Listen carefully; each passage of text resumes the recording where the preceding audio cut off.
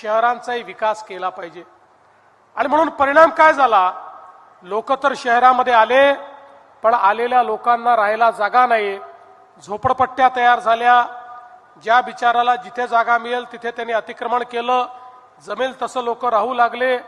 शहरांमध्ये पिण्याच्या पाण्याच्या समस्या, घनकचऱ्याच्या समस्या, भुयारी गटारीच्या समस्या, अशी अवस्था झाली।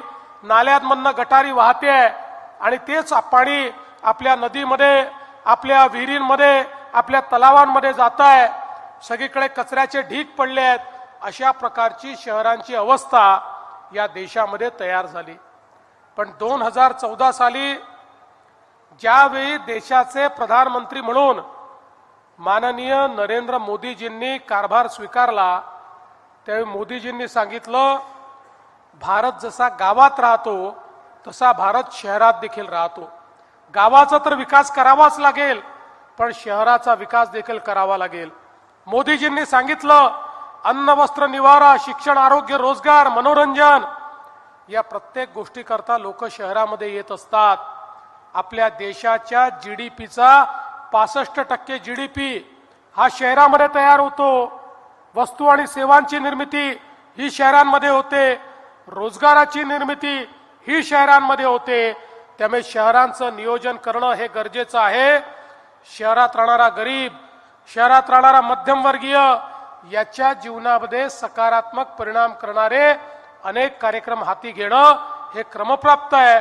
आणि म्हणून या देशाच्या इतिहासामध्ये पहिल्यांदा मोदीजींनी शहरांकरता योजना सुरू केल्या। आणि मग आपल्याला माहिती आहे, स्मार्ट सिटीची योजना, अमृत शहरांची योजना, स्वच्छ भारत शहर योजना, प्रधानमंत्री आवास योजना, शहर योजना, अशा अनेक योजनांच्या माध्यमातून लाखो कोटी रुपये शहरांना द्यायला मोदीजींनी सुरुवात केली।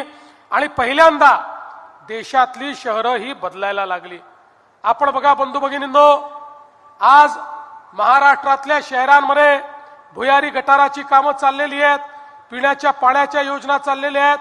घनकचरा आता केवळ डंप आपण करत नाही, तर घनकचऱ्यावर प्रक्रिया करतो, त्यातनं कोळशासारखे पेलेट्स तयार करतो। काही ठिकाणी आपण घनकचऱ्यापासून खत तयार करतो। मोठ्या महानगरपालिकांमध्ये घनकचऱ्यापासून आपण वीज निर्मिती करतो।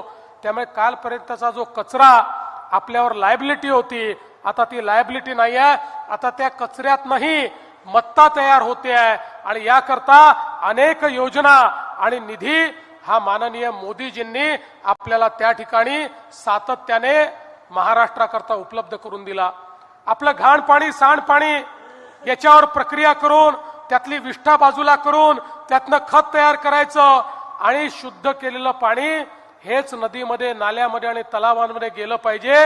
याकरता शेकडो कोटी रुपये हे या ठिकाणी आपल्याला मोदीजींच्या माध्यमातून मिळालेले आहेत। आणि म्हणून आज आपण जर बघितलं तर आपली शहरं बदलतायत। बंधू भगिनींनो, 2017 साली या महानगरपालिकेची सत्ता ही तुम्ही भारतीय जनता पक्षाकडे दिली होती। आणि 17 पासनं जोपर्यंत आपलं सरकार होतं आणि त्यानंतर पुन्हा आपलं सरकार आल्यानंतर मोठ्या प्रमाणात आपण या शहरामध्ये कामं केली। आपल्याला कल्पना आहे, शहराची हद्दवाढ झाली, हद्दवाढ झाल्यानंतर 243 कोटीचा आराखडा तयार झाला। त्यातले पहिले 100 कोटी रुपये आपण दिले आणि त्याची कामं आपण त्या ठिकाणी केली। मला कल्पना आहे, सरकार गेल्यामुळे रणधीर भाऊ पुढचे 143 कोटी रुपये तुम्हाला मिळाले नाही, पण आता चिंता करू नका, आता पुन्हा सरकार आलेलं आहे, तो पैसा देखील या ठिकाणी उपलब्ध होईल। वाढीव पाणी पुरवठा योजनेकरता 113 कोटी रुपये आपण दिले। जवळपास 550 किलोमीटरचे जलवितरणाचं जाळं तयार केलं। 36,000 त्या ठिकाणी जोडण्या आपण दिल्या। 7 पाण्याच्या टाक्या आपण तयार केल्या। जलशुद्धीकरण केंद्र, 990 केव्ही क्षमतेचा सौर ऊर्जा प्रकल्प, अशी अनेक कामं ही या ठिकाणी आपल्या सरकारच्या माध्यमातून, महानगरपालिकेच्या माध्यमातून आपण त्या ठिकाणी पूर्ण केली। आणि आता हद्दवाढ जो क्षेत्र आहे त्या क्षेत्रापर्यंत पाणी पोहोचवण्याचं काम हे आपण करतो आहोत। आता या ठिकाणी आपण नव्याने पाणी आरक्षण देखील मंजूर केलेलं आहे। आणि आता नवीन एक वाढीव पाणी पुरवठा योजना देखील आपण तयार केली आहे. 221 कोटी रुपयाची ज्या योजनेचं काम आता आपण सुरू केलेलं आहे. आणि मला विश्वास आहे की येत्या काळामध्ये आपण हे काम पूर्ण केल्यानंतर अकोला एक असं शहर होईल की या शहरातल्या कुठल्याही व्यक्तीने आपल्या घरी जर नळ सुरू केला